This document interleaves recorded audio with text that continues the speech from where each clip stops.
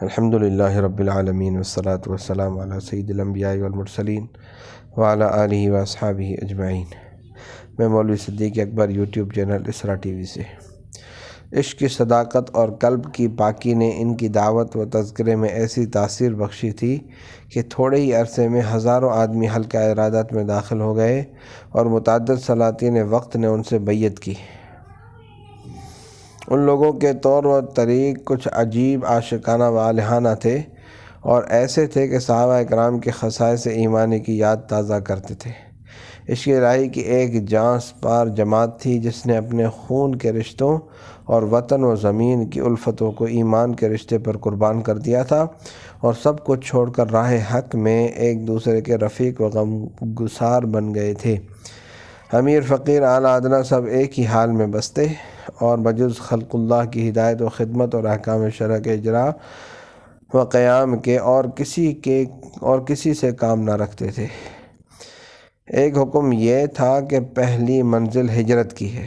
جو اس راہ میں قدم رکھے سب سے پہلے چاہیے کہ قید وطن سے آزاد ہو اور گھر بار چھوڑ کر اپنے برادران وطن کا ساتھی بن جائے۔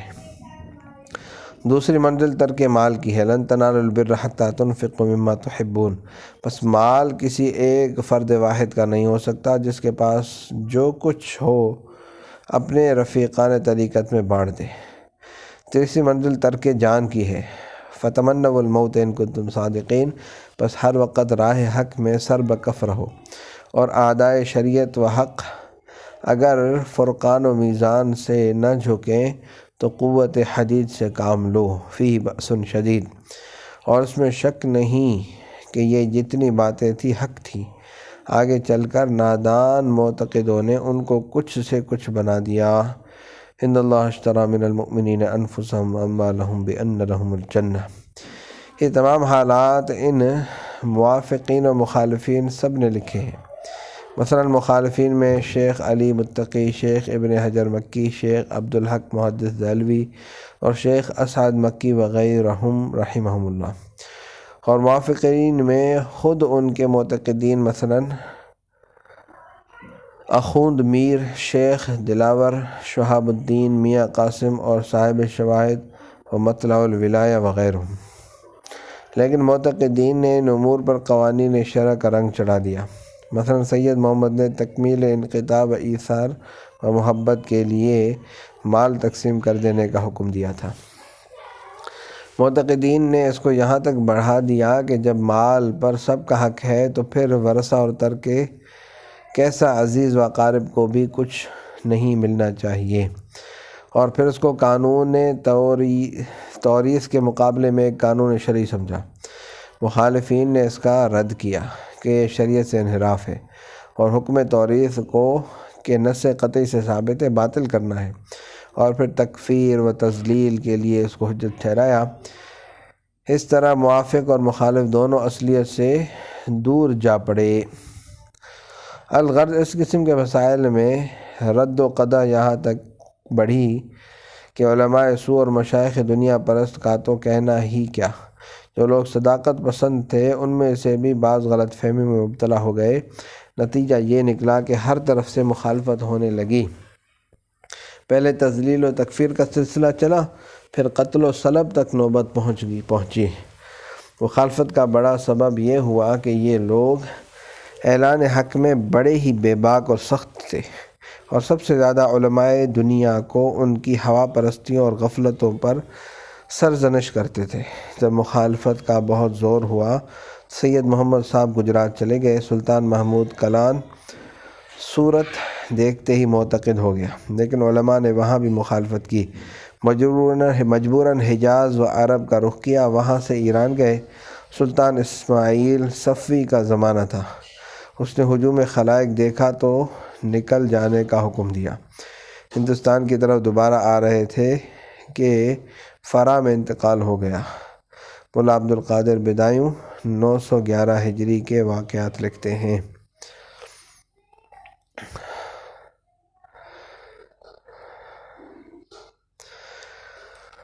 سید صاحب موصوف کے متعلق ملا عبدالقادر جیسے نقاد کے الفاظ یہ ہیں، اور لطف یہ ہے کہ ملا صاحب کے ہم اثر مولانا عبدالحق صاحب محدث تحریر فرماتے ہیں، لیکن مصنف تذکرہ فرماتے ہیں لیکن شیخ صاحب نے یہ نہیں لکھا کہ سید صاحب موصوف نے یہ باتیں خود کہیں یا ان کے مریدوں کا استنباط اور پیر پرستانہ منقبت سرائی ہے۔ خود سید موصوف نے کوئی کتاب نہیں لکھی۔ ام العقائد جو ان کی جانب منسوب ہے وہ بھی ان کے مریدوں کی لکھی ہوئی ہے۔ صاحب ہدیہ مہدویہ نے اس کی عبارتیں نقل کی ہیں اور ان میں بلا شبہ اس طرح کی باتیں پائی جاتی ہیں، لیکن قطع نظر وسعت میدان تعویل کے ان کا انتساب خود سید محمد کی جانب مشکوک و محل نظر ہے۔ بتقدیر صحت انتساب مولانا ابوالکلام آزاد ان کلمات کو حالت سکر و جذب کے شطحیان پر محمول کرنے کی سفارش کرتے ہیں۔ مولانا آزاد نے بطور فیصلہ بڑی اچھی بات فرمائی۔ بڑی دقت ان لوگوں کو معافی کی فراوانی و وسعت اور الفاظ کی تنگنائی و نامساعدت سے پیش آتی ہے۔ ناچار ہنگام تعبیر و بیان جو الفاظ سامنے آ جاتے ہیں انہی سے کام لینا پڑتا ہے۔ نافہمیوں کے لیے وہ الفاظ فتنہ بن جاتے ہیں۔ مقلدین اور معتقدین ان کو حجت گردانتے ہیں اور منکرین و متعصبین آلائے انکار و تکفیر، لیکن ارباب حق و اقتصاد یا تو ان کی تعویل کرتے ہیں یا ان کے معاملے کو عالم السرائر کے حوالے کر دیتے ہیں۔ عالم السرائر البتہ علم و اعتقاد ہر حال میں احکام شریعت و ظواہر نصوص کتاب و سنت پر ہے اور ان کے سوا کوئی نہیں جو معیار حق و باطل اور حجت و برہان ہو۔ تذکرہ چنانچہ اہل اللہ اور علماء حق کی نسبت منقول ہے کہ سید محمد جون پوری اور ان کی جماعت سے حسن ظن رکھتے تھے، یا عقلاء ان کے بارے میں توقف اور سکوت کو کام میں لاتے تھے۔ حضرت شیخ داؤد جوہنی وال اور مولانا جمال الدین کی رائے چند صفحات کے بعد ملاحظے سے گزرے گی۔ شیخ وجی الدین گجراتی جو اس وقت کے بہت بڑے عالم تھے اور جن کا ترجمہ اخبار الاخیار اور معاصر الکرام میں موجود ہے، ان کے سامنے جب سید موصوف اور ان کے بعض اتباع کی تکفیر کا فتویٰ پیش کیا تو دستخط کرنے سے انکار کر دیا اور کہا کہ جو جماعت دنیا کو چھوڑ کر وقف حق پرستی ہے، میرا قلم اس کی مخالفت میں نہیں اٹھ سکتا۔ شیخ علی متقی نے اگرچہ فرقہ مہدویت کے غلو اور محدثات کی رد میں رسالہ لکھا ہے، لیکن خود سید صاحب موصوف کی نسبت لکھتے ہیں کہ کف لسان اولا ہے۔ شیخ بڈھا دانا پوری کے اس عہد کے استاذ الاساتذہ تھے اور سید رفیع الدین محدث کے بیک واسطہ حافظ عسقلانی کے شاگرد تھے۔ شیخ عبدالقادر بدایونی ان کے متعلق لکھتے ہیں کہ با مہدویہ حسن ظن داشتند۔ شاہ ولی اللہ رحمہ اللہ صاحب کا قول شاہ عبدالعزیز صاحب نے ایک مکتوب میں نقل کیا ہے کہ سید محمد عالم حق اور واصل باللہ تھے۔ بعض خواطر اور واردات ان پر ایسے گزرے کہ ان کے درک و فہم میں درماندہ و عاجز رہ گئے اور خود اپنے مقام کی نسبت دھوکے میں پڑ گئے۔ یہ بات نہ تھی کہ انہوں نے دانستہ غلط دعویٰ کیا ہو۔ حضرت مجدد صاحب اور مرزا مظہر جانے جانا سے بھی ایسا ہی منقول ہے۔ صاحب تذکرہ فرماتے ہیں، میرا خیال یہ ہے کہ سید محمد اپنے اس دعوے میں سچے تھے کہ مہدی ہوں،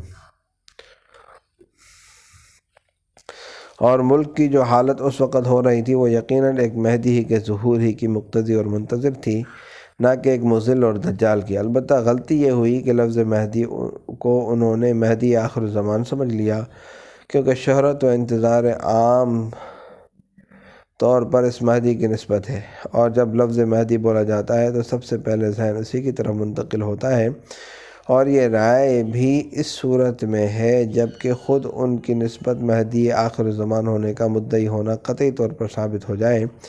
ورنہ بہت ممکن ہے کہ ان کے قلب پر جو واردہ گزرا وہ صرف یہ ہو کہ انت المہدی، یعنی تو ہدایت یافتہ ہے، اور اسی کا انہوں نے اظہار کیا، اور معتقدین نے شہرت عام کی بنا پر مہدی آخر الزمان سمجھ کر تمام علامات و آثار مرویہ کو ان پر چشمہ کرنا شروع کر دیا ہو۔